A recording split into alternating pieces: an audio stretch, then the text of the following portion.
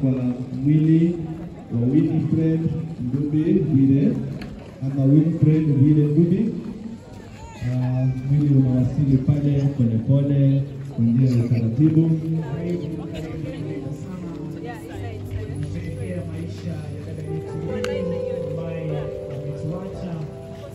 Lakini tunashukuru Mungu kwa kila jambo na kwamba Mungu akaweze kuendelea.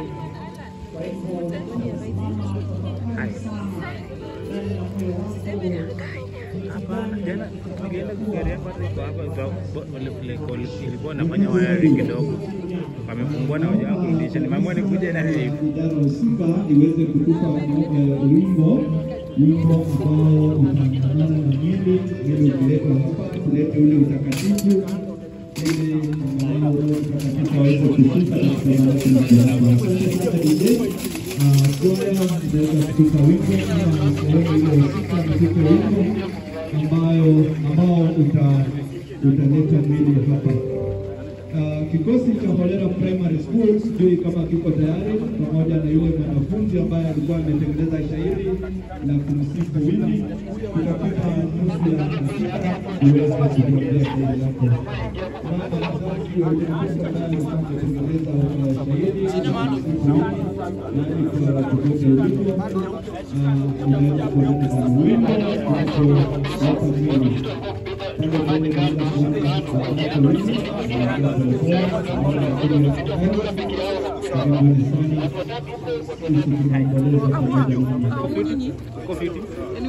mwili.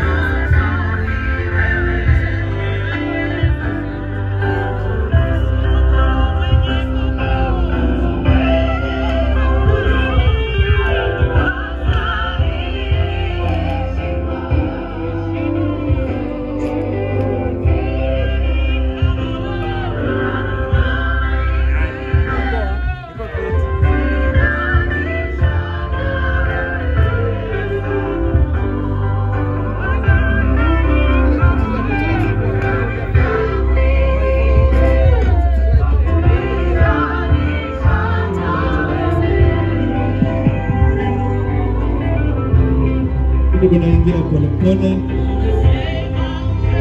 ili unaingia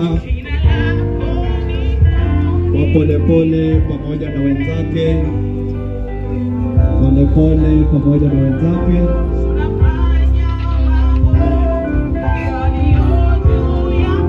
Tunaomboleza na kusherehekea maisha ya Winnie Bwire Ndube. Mwenzangu Edwin, unaweza kwa ufupi tu kutuambia hafla hii iko namna gani?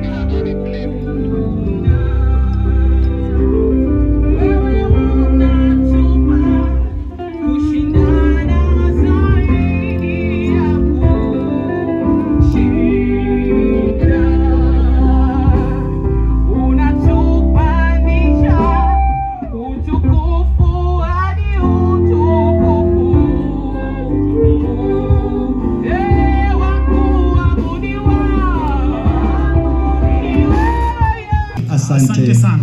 Naomba usonge hapa. Tafadhali karibu hapa ili ukaweze kunena pamoja na sisi. Lulu Hassan. Karibu sana. Unaweza kumpa Lulu Hassan kipaza sauti. Pole kwa kumpoteza mwenzako wa karibu sana. Tunakupa nafasi ukaombeleze mwenzako. Habari zenu? God is good and all the time. Na kidogo mtaniruhusu kidogo niweze kusoma jumbe ambayo tumeweza kuiandika sisi kama wanafamilia, ndugu, dada na rafiki wa Winnie Bwire almaarufu kama Dida wa Sultana. Tukiwa tumeandika sisi wote kutoka kampuni yetu ya TV Pictures, lakini leo kidogo mtaniruhusu niongee Kiingereza tukiwa na Sultana hapa pia.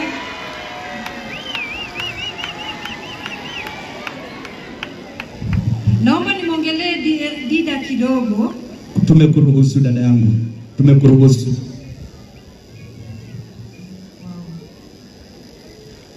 As we gather here to honor the life and legacy of our dear human Winnie, it is an honor to write this tribute to our colleague who was a darling to us, a sister and a daughter. In whatever role we knew her, she stood apart as someone very special. Winnie joined our family when we launched the Sultana series in 2021, where she landed herself the role of Dida. Winnie was not only exceptionally talented, but also an invaluable member of our film family. Her portrayal of Dida in our production Sultana left an indelible mark on all who had the pleasure of watching her perform. Winnie brought the character of Dida to life with a depth and authenticity that was truly remarkable. Her dedication to her craft was evident in every scene, every line, and every moment she spent on set. She had a unique ability to infuse characters with a blend of strength, vulnerability, grace, making her performances unforgettable. Her talent was matched only by her work ethic, and her contributions to Sultana were nothing short of extraordinary. Beyond her exceptional talent, Winnie was a beacon of hard work and discipline. She approached each role with a level of commitment and professionalism that set a high standard for all of us. Whether it was at early morning shoots or late night shoots, Winnie was always prepared and willing to go the extra mile to ensure that her performance was perfect. Her dedication to her craft was an inspiration to everyone on set, and she consistently pushed us all to strive for excellence. Winnie Bwire Dubi's legacy will live on through her incredible body of work and the countless lives she touched. While we mourn her loss, we also celebrate the remarkable person she was and the enduring impact she had on our lives. Winnie will forever be remembered for exceptional talent, her unwavering dedication, her bravery, and her kind and caring heart. It was a privilege, Mama, for us to have been a part of Winnie's life. Although much too short, hers was a life well lived. Our thoughts and prayers are with Winnie's family during this difficult time. Labda niseme tu kwa kifupi kwa upande wangu, nipate familia Sultana kidogo kama nitakuwa sijapoteza wakati. Kwa haraka haraka naweza kupata familia Sultana kwa wale ambao waliweza kufanya naye Sultana. Mamake, Mwanzele, kaka, tafadhali kwa haraka haraka tu kwa ajili ya muda. Mamake, Mwanzele, Fatima, kwa waje, familia ya Sultana. Vizuri sana. Asante sana Lulu kwa kuleta kikosi hiki kizima. Ndio nisijue kama niingia katikati. Nachukua muda kidogo. Endelea. Lakini hii ni ishara tosha kuonyesha kwamba Winnie Bwire Ndubi aliweza kufanya kazi na wengi, na isitoshe si familia Sultana pekee ndio walioko hapa. Tuko na familia ya Maria, kama Maria yuko, kama Becky yuko, naomba tafadhali muje kwa haraka. Kwa kifupi tu ni kusema kwamba mbali na kwamba Winnie alikuwa msanii mtajika, ni kwamba Winnie aliweza kufanya kazi na watu vizuri. Winnie alikuwa very disciplined. kiasi cha kwamba tunaona kwamba wasanii hao wote wanawacha kazi zao, wanasema tuje Mumias kumpatia safari yake ya mwisho, safari ya hadhi. Winnie was a remarkable person. Winnie mbali na kuwa alikuwa anafanya kazi Jiffy Pictures, Winnie pia alikuwa ni rafiki mzuri. Winnie alikuwa ni rafiki mzuri, Winnie alikuwa ni msikilivu, Winnie alikuwa ukikosea anakuambia kama umekosea. Hata ikupaka mafuta kwa mgongo wa chupa anakuambia as it is. So mkiona familia hii yake, labda nimwambie baba Dida kidogo uweze kuongea like 1 minute and then tuombe tu familia hii siku ya leo tuweze kumzika. God is good. All the time. And all the time. God is good and that is nature. Wow. What I can say about Dida, mimi kama babake tulikuja tukabond beyond the screen. Hata nje alikuwa ananiita daddy. Na alikuwa ananifaa kwangu hata tukiwa na babake anasema mimi daddy tu, babake mzazi daddy one. So we had such a bond and pia unakuta kama vile Madam Lulu amesema discipline yake ilikuwa ya hali ya juu sana on set na pia alikuwa na encourage watu zaidi. Mimi kwanza kufanya kazi naye nilifurahia sana manake hata tukiweza kupitia kama script inakuwa rahisi manake tunaelewana zaidi. Asanteni.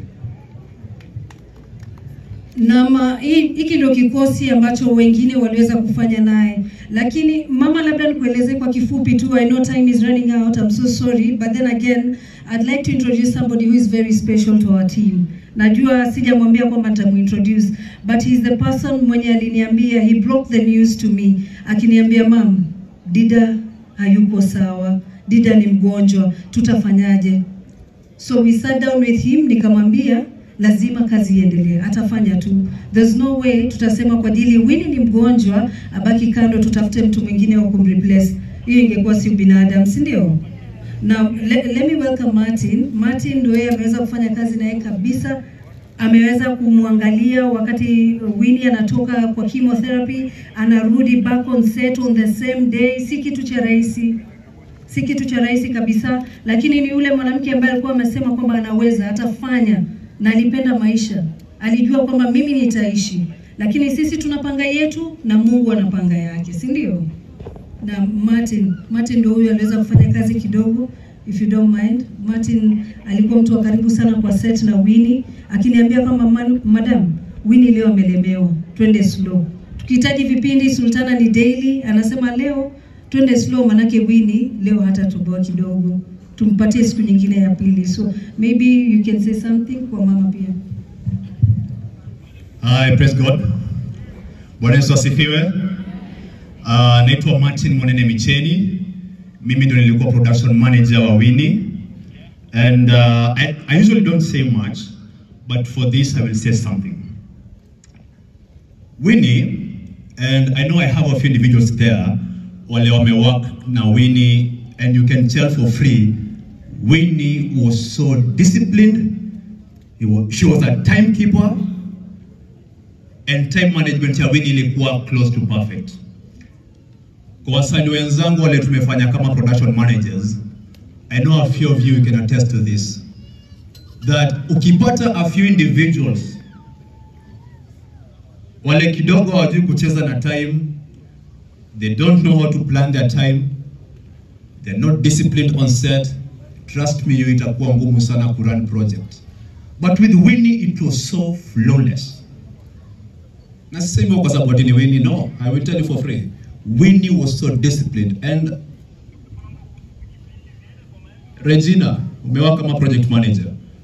You can tell for free, ukiwork na mtu ambaye hajui kucheza na time utaumia. So for Winnie, she was so good at time, she was so disciplined, and we can learn from Winnie. Sisi ambao tuko hapa. To the family tunasema poleni sana. This team here wamekuwa na nyinyi from the very time Winnie alisema she's sick.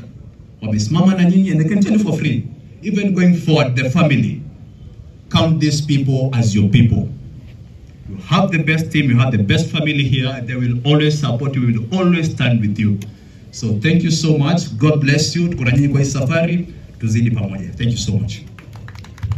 Na mimi labda niambie familia, msihisi kwamba mko pweke, jua kwamba ndio Winnie ameenda, lakini in us pia mko na watoto, tena watoto wengi. Sawa. Kwa hivi sasa tunawaitakia subra na imani za nafsi wakati huu. Poleni sana. Asante. Huyo alikuwa Lulu Hassan pamoja na kikosi kizima cha Sultana, wamekuwa hapa wameomboleza, tunawashukuru sana hapa kwetu. Tunashukuru kuja kwenu kuja pamoja nasi, tunashukuru kwa upendo wenu kwa mtoto wetu. Tunawakaribisha sana sana. Mimi ndio nimesimama kuongea kuhusu mambo ya Winnie, maana nimetembea na yeye. Mimi ndio nilikuwa caregiver and I'm also a cancer survivor of breast cancer survivor of 2015. So this journey I know it very well, and I'm going to just talk to us about the journey, about her childhood, about her dreams, and the sickness, and then what the legacy will be for us. So in her childhood, Winnie was a peaceful person, she was a smart person, she was clean and organized more than I am. So that is my memory from her childhood. She started acting while she was in kindergarten at Word of Life, and she would memorize so much scripts even at that early age. So her talent was really early tapped. Then another thing about Winnie was, what you do not know, that she was bullied a lot because of her color. Because she was so dark, some people called her Sudanese, some people called her Cheusi, and she would cry when she was young. But having been brought up between 5 boys, those you saw there and some who are late, they had taught me to be a tomboy. So I know how to fight, and I taught her how to fight. The other part of Winnie that you saw that could fight, she was not born with it. It is me who taught her, because she had to survive the bullies. And then the other thing that we realized when she was young, because of bullying, we bought her a toy or a dolly from Germany, which was so dark, which was so black. By then, we weren't having such dollies. We only had blonde dollies. They were Zungu with blue eyes, with blonde hair. So we wanted her to know that being African is so nice. And it really helped her to do that.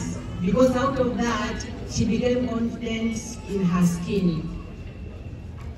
And then after that, after the bullying, now when she was adult, I'm going to talk to you when she became adult. She was a focused business person. She knew very well what she wanted to do. You know, like a parent would want someone to go to be employed, to get a salary. Immediately she graduated, she told me, Mom, I am not going to be employed. I will not be employed. I am just going to work with my hand, and I'm sure I'm going to make it, because the employers pay you so little. Another thing was, when she was an adult, she made gifts. Because she was a talented person, she made gift cards, she made thank you cards, and she would sell them to give herself pocket money. And when they started Jukwa the band, she was among the people who was branding it, and she really did well. She would sew her own clothes and sew the members' clothes, and she did not even go to the college for sewing. But at that age, she would still sew. She was also a furniture maker, and she would make furniture for her house. She would decorate her house. She was an interior designer. So this one child, I was blessed with one child, but out of that one child, she represented like 10. She represented like 10 of them together. And in her adulthood, she became aware that she was beautiful, and some of the things that stood out for her, or was her signature, was the darkness. Each and every person who looked at her, they loved her darkness. So the dark girls that are here, please don't bleach. And if you are bleached, you can turn back. We will love you just the way you are. Another thing that she had was very special was her eyes. She had a very beautiful eyes. And another thing that was an asset but became a liability at the end of it, because she couldn't let it go, was her breast. As you have seen in her pictures, she had this beautiful big breast, and telling her just to cut it was a very difficult thing for her to come to terms to.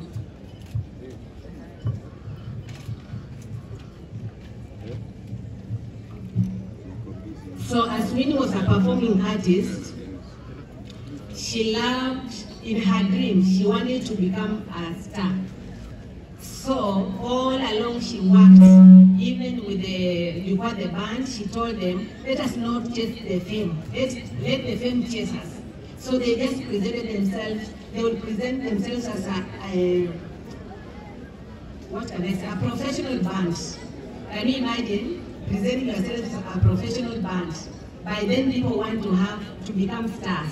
So out of that, because they branded themselves well, they were able to be hired by companies like the likes of Safaricom, and they would really pay them well because they presented themselves as professionals. Her highest achievement was the Dida series, where she played the Dida role. She said that she didn't like the role in the beginning, but the role gave her mileage. We thank you, the media people. We thank you, Lulu, for having given her that chance. People loved the character of Dida, and it was almost her character, because she was exactly like that. Whatever she acted, you wouldn't separate the Winnie and Dida. The two of them was one. Another thing that she did was, she was very creative, and we used to fight sometimes, because she'll come and turn over my house and throw away things. She will tell me, this is too old, let it go, and me, I'll hold on to it. I don't know what troubles the creative. They don't want to do something over and over. She will come and she'll just look for trouble to trouble herself by doing and redoing it and rebranding it. So I came to know that the disorder that she had was called, in her DNA, was called creativity. So for the people or the parents who are here with children who are creative, just let them be themselves. Do not force them to become doctors. Do not force them to become engineers. Just let them be what they are. Her motto was kindness. She was very kind to each and everyone. She treated each and everyone with respect. Even her house manager is here. I tried to tell her to remain in the house, to keep the house for me, and she was crying and lobbying around. Hey, Nyanya, why do you want me to remain? Me, I want to go. I want to go and see my Auntie Dida off. So she really loved people, and she related well with each and everyone. Even the border guys, they took to guys, they still call me. They gave me contributions, they still condole with me, her friends are here. She would relate with each and everyone in your capacity, at your level. So I'm going to talk about her legacy. Whatever she achieved, the 31 things she worked with the Estee Lauder. They worked together with the Estee Lauder and the national company, a beauty company, to run the 31 days. They had reached to her while we were in Turkey that she does the same again this year, but it was never to be. So her other work that she did was carrying on the cancer awareness. Not so many people have gone through cancer and say about it. It's like a taboo kind of. It's very rare. Even I came to know later, some of my aunties or some of my cousins and my relatives are here, they had gone through the journey, and yet I had not known at all. But out of that, they became aware and they started talking about it, they started encouraging her. Thank you so much for that. So she has this legacy that she's leaving behind that I'm going to carry. And this legacy is about the foundation. You have had people here who have said that foundation we are going to carry out. We have started the first phase by paying for people who are cancer sufferers, the NHIF. Because by paying for one NHIF who is not able, you are able to take that person through mileage of about maybe 8 chemos, and other tests should be covered. So she was paying for people the NHIF cover just to give a hand back to the society.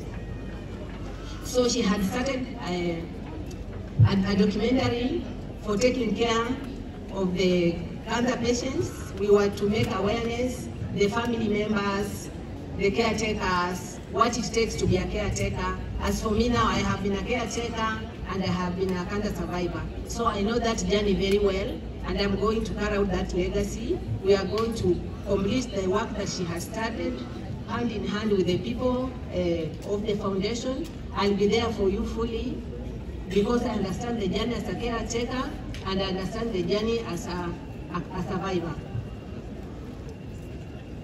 So in her sickness, I'm going to talk about her sickness. She had a cyst in her breast when she was about 14 years, and it got us worried. After being tested, it was found to be benign. And then we stayed for a long time. Again, it was still there. We were going to Aga Khan Hospital. They tested again, it was still there, and it was benign. And then they said, no, it will disappear maybe when she gets children or when she grows up. But it never went away. At a certain point, she was worried because it kept growing. So during the corona time is the time that she realized, around that period, that all was not well, because she would get her periods and be in pain, and that in the breast. So until after the periods, then the pain would go away. So it became so bad at a certain point that it never went away. That's when she went for tests, and it was confirmed that it was cancer. So at that particular time, she didn't want each and everyone to know about it. She said that she doesn't want pity parties because people would bring her down. She wanted to be positive, she wanted to be focused so that she can get well faster.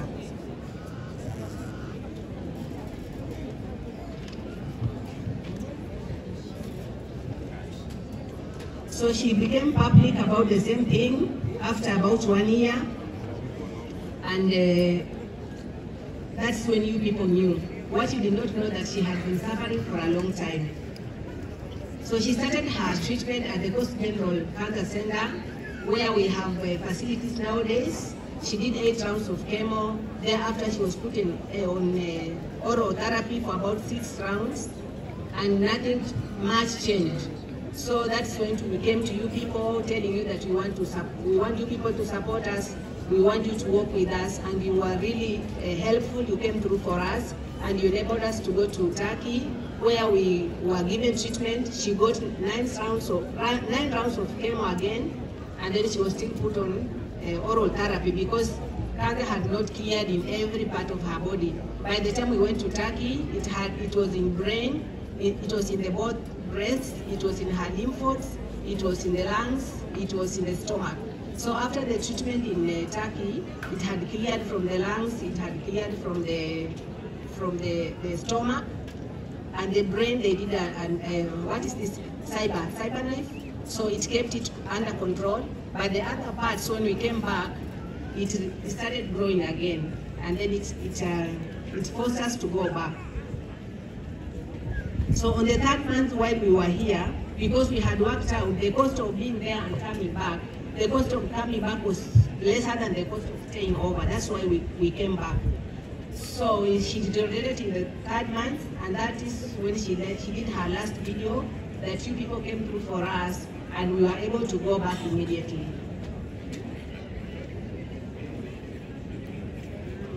So in Turkey, we did not have much time, because when we went there, she had really deteriorated, and the doctor told us the things are not looking good, but they are going to try their level best.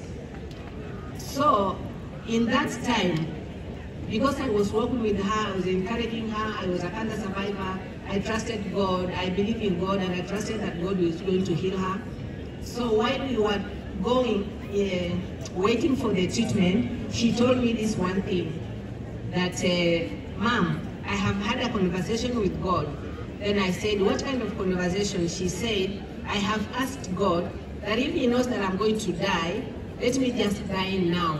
But if He knows that I'm going to get well, I am ready to hold on, because I'm in so much pain that I don't want to go on like this.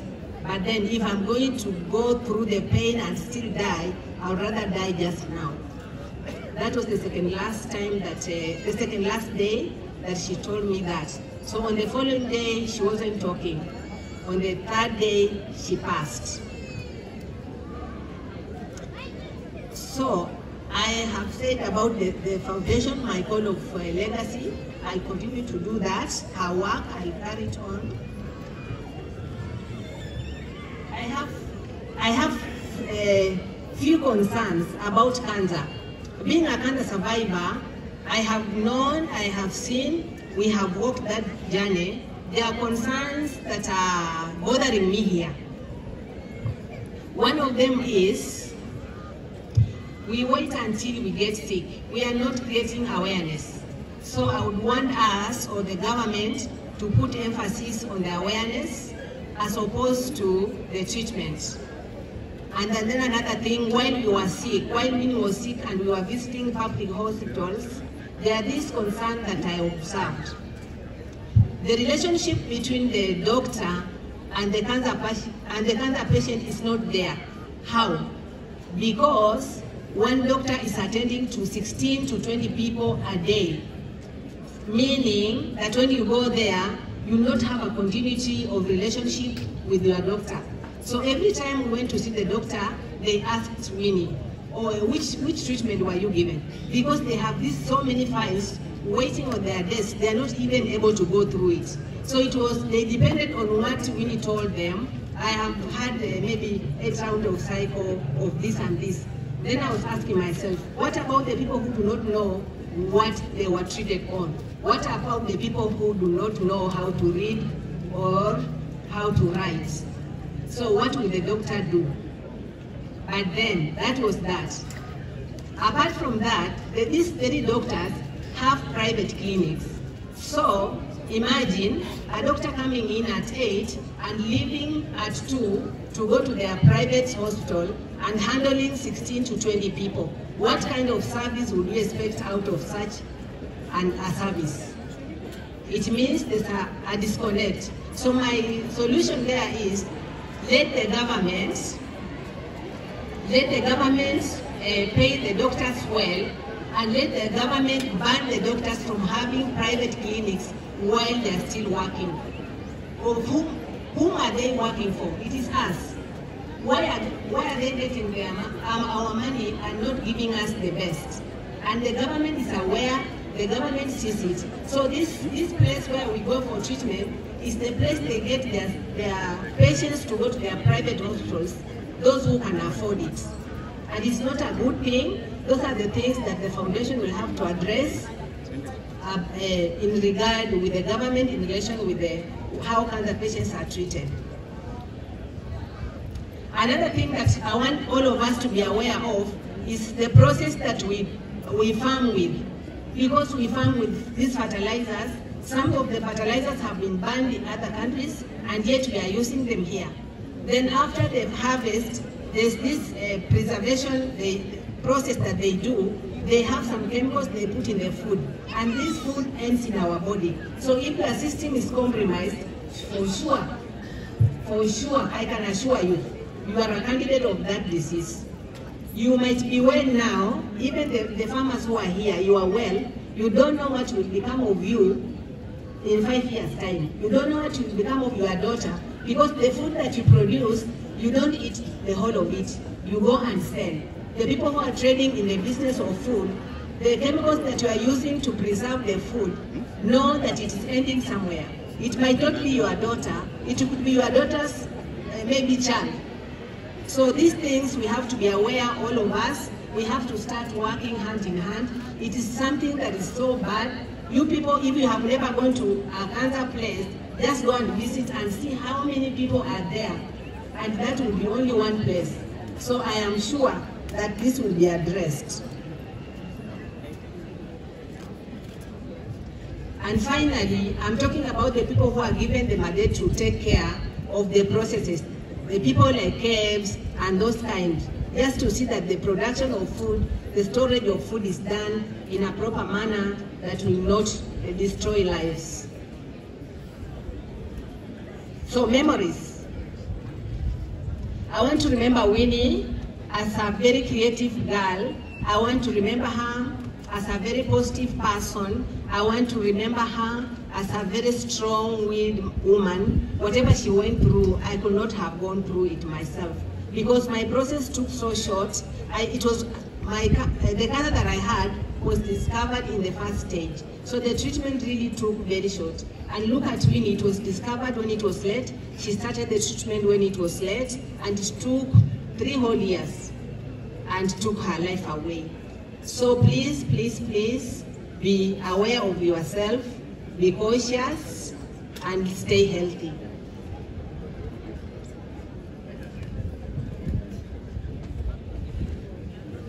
So I just want to register my thanksgiving to all the people who have stood with us, to Mount Zion Deliverance Church Mombasa, to the media fraternity, and the others who have stood with us. I think that I leave to the chairperson who is going to give thanks. Thank you so much.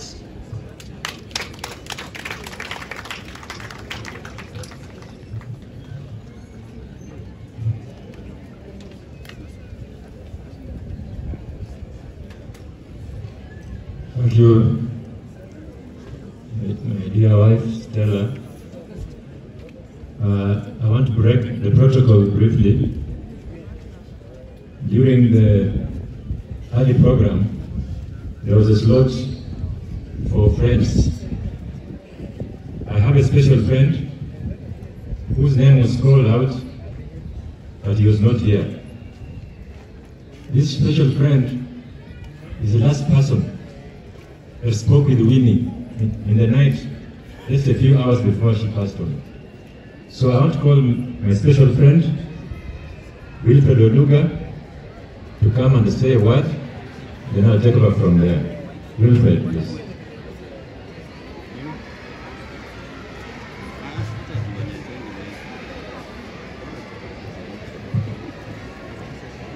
Good afternoon, wanakolero. Mrembe. Mimi pia nimemlea kidogo, 0.5. My late mom was a Luya, so I have cousins who are Luyas. But I'm a Luo. My name is Wilfred Oluga, and when Edmond is my special friend for the longest time. We've done things together that friends can do. He's always passed our home, even when my father was still alive.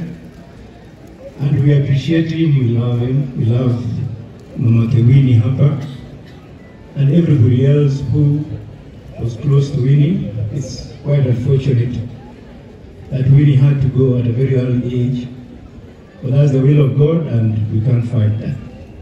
So we are all gathered here to say bye to Winnie. I remember we had a WhatsApp conference call the day Winnie died. Actually, I think 3 hours before she died.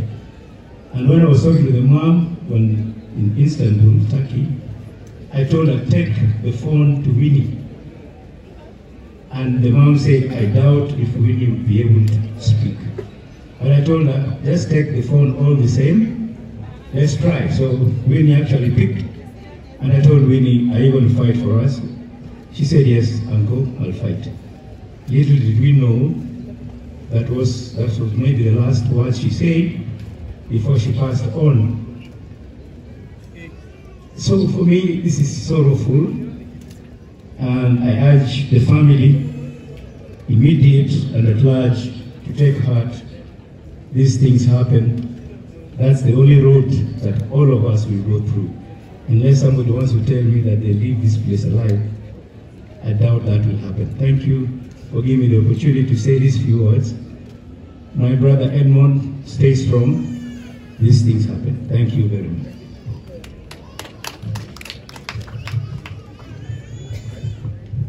Thank you, Wilfred.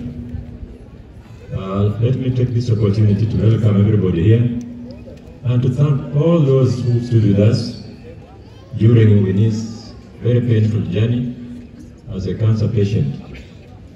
I also want to thank Citizen or the Road Media Services, because you know, when we decided to take Winnie abroad for specialized treatment, we didn't have much money as a family. So Winnie told us, don't worry, Dad and Mom, our friends all over, I'll make an appeal and we'll be assisted. So Winnie prepared a video and she sent it out.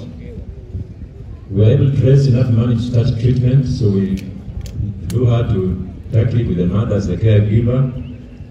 And when they were in Turkey, a week after they arrived in Turkey, Lulu Hassan is a very, very special person.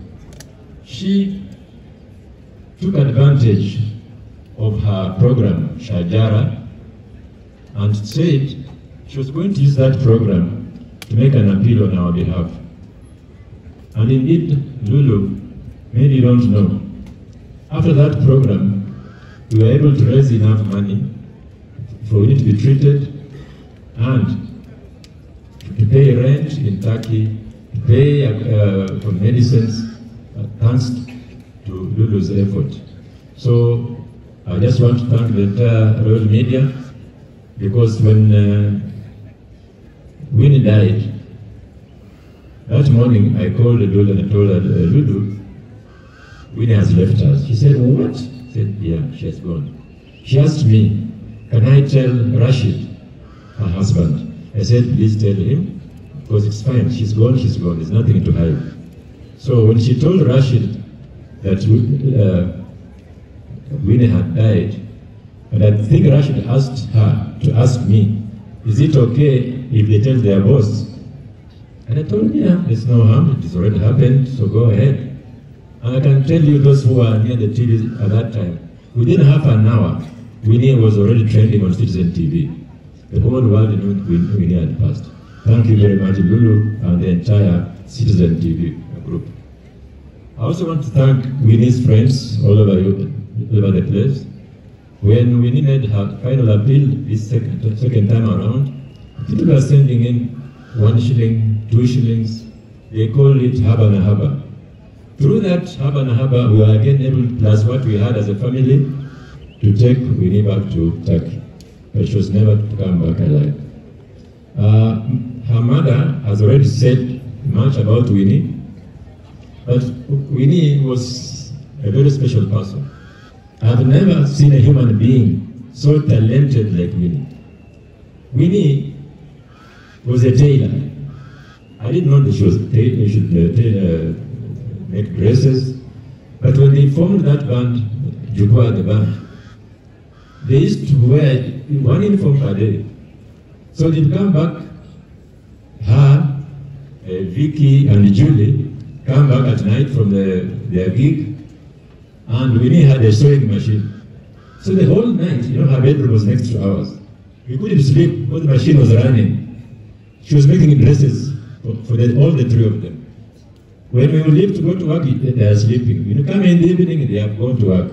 They come back again, tomorrow they are going to wear another dress. The machine is again running. So I asked Winnie, where did you learn to make dresses? She said, don't worry, I went to school. So that's one talent Winnie had. Winnie was a furniture maker. Very few women, even if they have that knowledge, we do what we need with our own hands. She would make very beautiful beds. The bed on which I sleep in Mombasa was made for me by Winnie, using her own hands. The dining table that I use was made by Winnie, and many other things. When she came back from Turkey the first time, she told her mother, I've seen your shop, it's very bare, it looks very disorganized, I'm going to arrange it. She told me she's going to make something called a floating what? Floating shelves. That's how it even floating shelves. She said, you just hang on, you see. And indeed, when we went to town, she bought a drill and an electric saw. And within 2 days, she had made some very, very beautiful shelves in the shop. Winnie was a cake maker, a baker. She would make very beautiful cakes. I'm going to miss my fruit cake, because she told me that you don't need to eat cakes made with the sugar. I'll make one using a fruit, and it will taste exactly like the one mixed with sugar. That's another talent. Winnie was a musician. She has such a beautiful voice, and at times I used to sing with them, because I liked singing also, and I enjoyed being in their company. Winnie was also an actress. You all, I don't have to belabor that point. You saw what she did in Sultana. But Sultana was just the tip of the iceberg. She had done many others before that maybe that time she was not very well known. So I have lost a friend. I have lost a very, very dear friend, a confidant, a stickler to neatness, a stickler to cleanliness. Our house is all white. Sometimes we even fear to sit on the seat. So Winnie was also a stickler to detail. She was never satisfied until she saw what she was doing had come out the way she wanted it. I've lost a financial advisor. Winnie was a director in our company, me and Mom. It's called Broad Range Enterprises Limited. She was a director there. Actually, I was a minority. I'm the minority shareholder. But Winnie and the mother have the biggest shares. And that company is involved in making, adding value to products like cashew nuts, groundnuts, sesame. It's based in Mombasa, and it's doing very well thanks to Winnie's advice. Winnie pushed me to do things I could not do, but because she's a kid to me and she's advising me, I took her advice very seriously. And when I did that, I succeeded in whatever I was doing. Winnie, before she passed, she had told me that you are driving a very old car. How did you sell it and buy another one? I said, Winnie, if I sell this car, the man will get to not be able to buy a new car. I said, don't worry, then you hang on it a bit, then you make some money and buy a new car. So that was the deal we had struck. I missed that car. Winnie told me that you are struggling to build your house in Mumias, but we have property in Kilifi. Don't worry, I'm going to put up a holiday home for you in Kilifi, so that you can be, when you retire, you can be alternating. Sometimes you're in Mumias, sometimes you are in Kilifi, in your old age. That was never to be also. But as a family, or as her parents, we have accepted God's will because Winnie was suffering. Us who lived within the same house, we knew what she went through. So initially it was a big shock for us to lose a daughter because it was our hope that she would take care of us in our old age and that she would bury us. Now it's gone the other way around. So because of Winnie's pain in her life, we have accepted God's will that she rests. And Winnie, my dear love, I'm going to miss you, but I hope, as we believe, that we shall meet at one time in our lives. Thank you very much to all of you for coming over.